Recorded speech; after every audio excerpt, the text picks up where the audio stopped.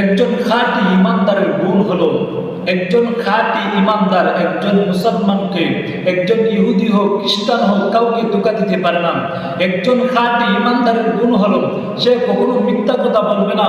একজন খাঁটি ইমানদারের গুণ হলো সে কখনো চুরি করবে না। একজন খাঁটি ইমানদারের গুণ হলো সে কখনো আমানতের খেয়ানত করবে না।